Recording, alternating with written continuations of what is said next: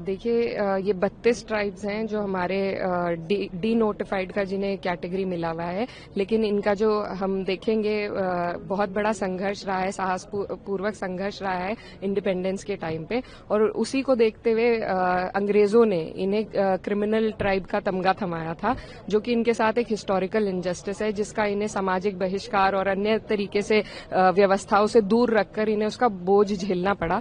तो 1952 में फिर डी नोटिफाइड ट्राइब्स का दर्जा मिला था, जिसमें घुमंतू जाति और स्थायी दोनों हैं, और गुजर, लोधी, बिंद, मल्हा कई जातियां हैं। तो लेकिन आज तक भी इनके लिए कोई भी कल्याणकारी नीति नहीं ला पाई है सरकार। कई आयोगों का गठन हुआ, लेकिन इम्प्लीमेंटेशन नहीं हुआ। तो इन सभी लोगों की, करोड़ों की आबादी है, जिनकी ये मांग है कि इनको विकास की मुख्य धारा से जोड़ा जाए। एक स्थायी राष्ट्रीय आयोग के गठन की हमारी मांग है, जिसकी सिफारिश पे फिर इनके लिए सुविधाओं की इम्प्लीमेंटेशन हो, और इन लोगों को, जो इनके साथ हिस्टोरिकल इनजस्टिस हुआ है, तो आज हमारा संविधान भी समानता की बात करता है, तो इनको इनका इंसाफ मिल सके समानता के आधार पर।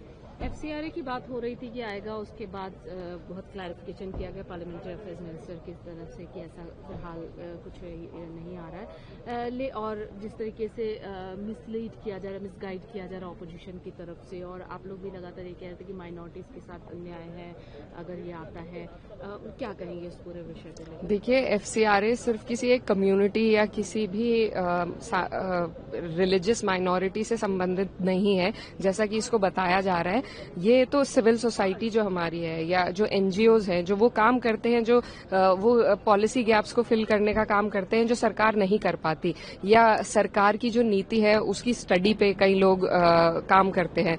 तो आज सरकार का ये जो उद्देश्य है, वो सिर्फ और सिर्फ इंडिपेंडेंट जो सिविल सोसाइटी के लोग हैं उन पर अंकुश लगाना है कि वो सरकार से जवाब ले ही ना सके।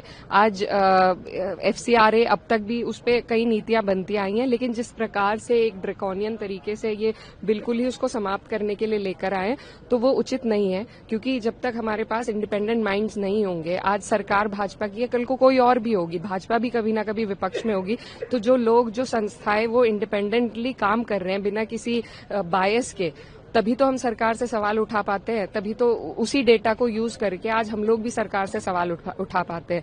तो अब सरकार चाहती है कि उनके खिलाफ या उनकी नीतियों को कोई बारीकी से जांच भी ना करे।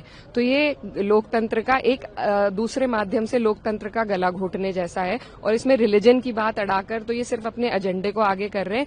ये सिविल सोसाइटी पे और इंडिपेंडेंट माइंड जो इस देश का है, जो इस देश के हित के लिए सोचता है, बिना किसी मजहब और जात की बात में फंस के, उन पर यह सबसे बड़ा हमला है। और इससे कोई हम प्रोग्रेसिव सोच नहीं अपनी दर्शा रहे, बल्कि यही दिखा रहे कि तानाशाही का राज भाजपा यहाँ पर चलाना चाहती है। तो हम इसके खिलाफ हैं, और आज इन्होंने वापस लिया है क्योंकि दबाव केरला चुनाव का इन्हें महसूस हुआ। तो सारी राजनीति सिर्फ लोकतंत्र का गला घोटने की है और वोट बैंक बचाने की है।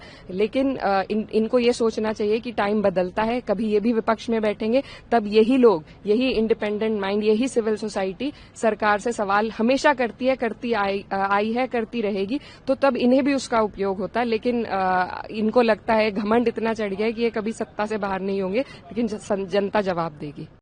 अगर आप ये वीडियो YouTube पर देख रहे हैं तो हमारे चैनल को सब्सक्राइब कर बेल आइकन दबाएं, और Facebook पर देख रहे हैं तो हमारे पेज को लाइक करें।